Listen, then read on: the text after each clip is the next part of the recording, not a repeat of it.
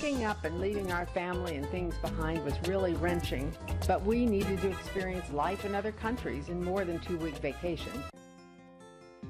So when you retire, it's not uncommon that you travel a lot, right? But very few do it like Lynn and Tim Martin.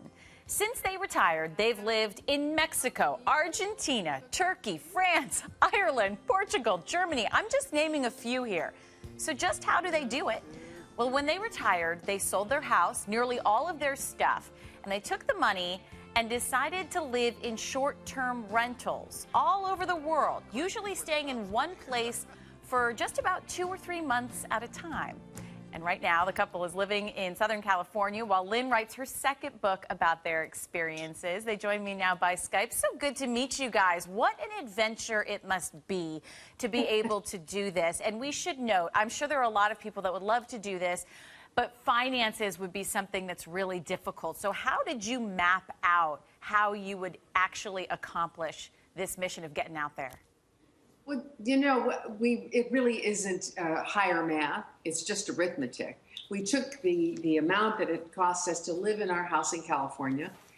We gave the proceeds of our house to our financial advisor, who doles out our money to us on a monthly basis. And it's the same amount we were spending in California.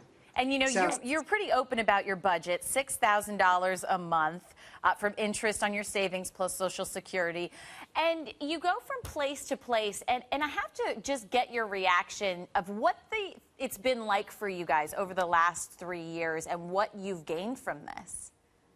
Well, the thing that I think that we gained the best was that we have a better overall knowledge of other people and other cultures. It's really about the people and about living amongst the people.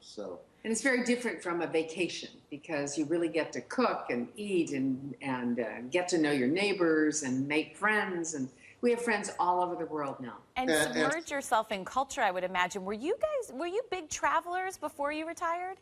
We traveled a lot. Yes, vacations. That's one of the reasons we wanted to go longer, because 5 days in Paris just doesn't cut it. I got to ask you guys, because anyone knows that marriage is challenging. You spend that much time with anyone traveling. How have you guys done with that? Oh, great. I'll tell you, Tim's remark is, if you're going to be in a country where you don't speak the language and, you know nothing, you know no one, why would you pick a fight with the guy you're with? You know, so we got along really well. You know your company. If you're going to live in 500 square feet, for instance, you really want to like the person you're with.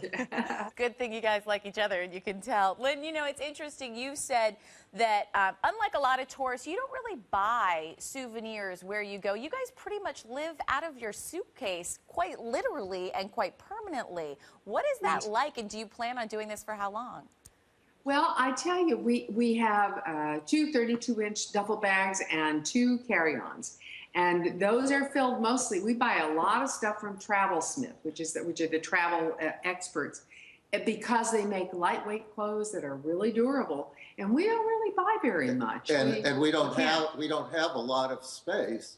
So if we can find clothes that are lightweight, we can take more with us. And you know, when you buy something, you have to get rid of something. That's our rule. That's a good rule to have. You know, there's some mundane details that you would imagine that there are, like health care, for example. How do you deal with those things? Well, we buy international health care insurance, which you can buy from the day you leave until the day you get back.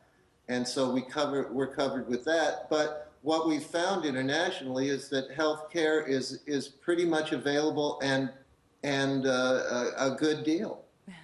And you guys also have a big family, and I understand one of the rules is wherever you go, you have to have Wi-Fi, working Wi-Fi. You Skype with the kids a lot? Oh, yes. We use Skype a lot, and we use FaceTime constantly. We have 4 daughters and 7 grandchildren, so we have to keep up with these guys, you know? I'm sure. And, you know, I know you're writing another book about your experience. It's called Home Sweet Anywhere. Actually, that's your first book. You're writing a second book, so what's that one going to be about? I think it's going to be more, we're thinking of making it more about the people that we've met, because you'd be surprised how many people are out there doing this kind of thing in some way and following us. So we've met an awful lot of people, and they're fascinating stories. Just wonderful the way people are finding ways to experience their retirement in a new way. People aren't sitting on the porch anymore. Yeah, and I think you may inspire a lot of people to do the same if they're lucky enough to be able to afford to do so. But Lynn and Tim Martin, thanks so much for being with us, and most importantly, enjoy the adventure. It is quite an exciting one. Thanks so much. Thanks for having us. Take care.